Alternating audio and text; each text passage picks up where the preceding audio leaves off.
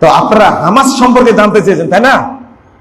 Hamas, প্রথম বুঝতে হবে হামাসটার এই সংগঠনকে তৈরি করেছে কারা।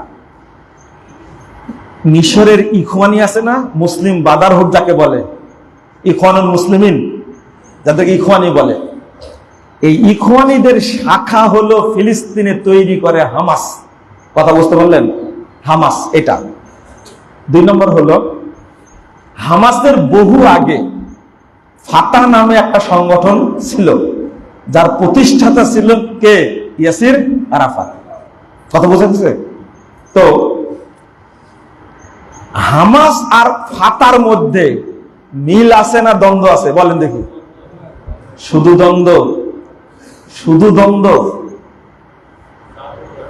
ফিলিস্তিন যে একটা লীগ তৈরি করেছিল, হামাস তৈরি হয়েছে 1959 সালে। 1959 সালে হামাস তৈরি হয়েছে। হামাসই নেতৃত্ব দিচ্ছিল।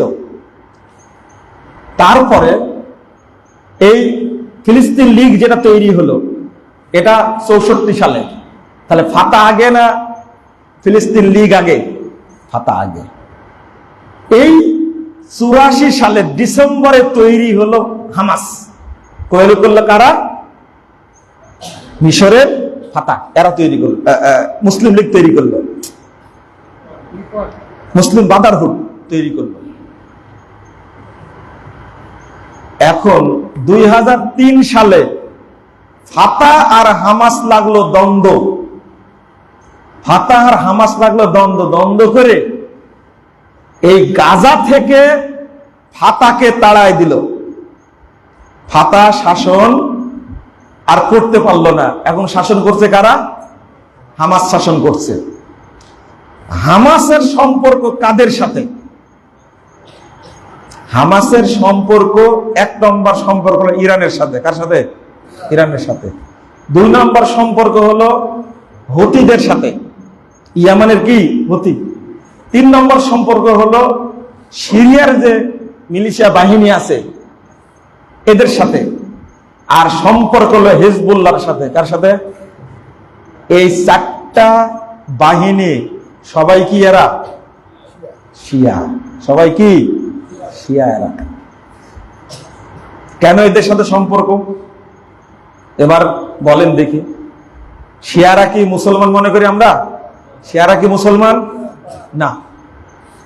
এখন এই হামাসদের কারণে বিপদে পড়েছে এই গাজার সাধারণ মুসলিম ভাই বোনেরা।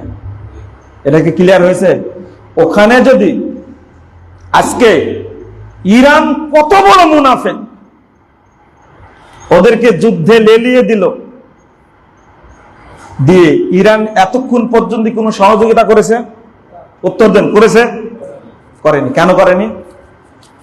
ওরা হামলার শিকার হচ্ছে, কিন্তু ইসরায়েলের হামলা করে না কেন? গত কয়েকদিনের 5 জন মারছে, সিরিয়াতে মারছে। এরা সহযোগিতা করে না কেন? হামলা করে না কেন? কোন কারণে?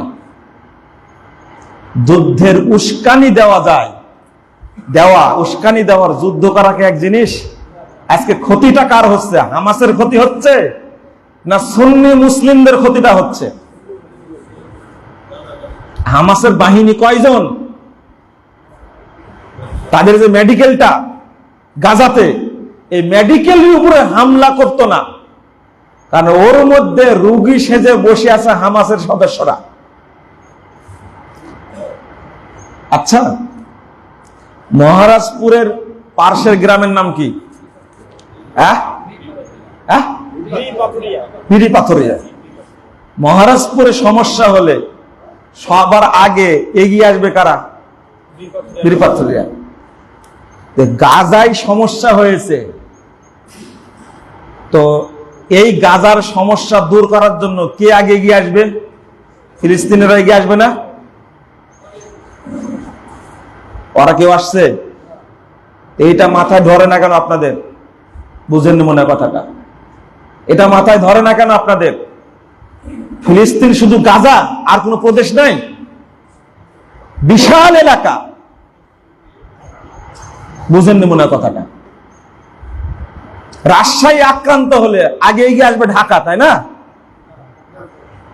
ফিলিস্তিনের অধিবাসী যারা, তারাই কেন গাজারকে আগাতে আসছে না? কোন কারণে?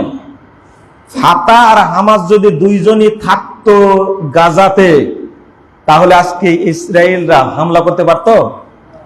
শুধু তাই নাই, মাথা পচে গেছে আমাদের তরুণদের। সে পচাটা কেন? লা হাওলা ওয়ালা কুওয়াতা ইল্লা বিল্লাহ। বলছি যে হামাস হলো ফিলিস্তিনের দুশমন।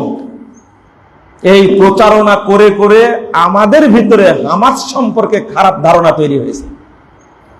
তো মাহমুদ আব্বাস যেখানে থাকে, ও খারাপ হোক, দুর্নীতিবাজ হোক, ওদেরকে হামলা করে না কেন?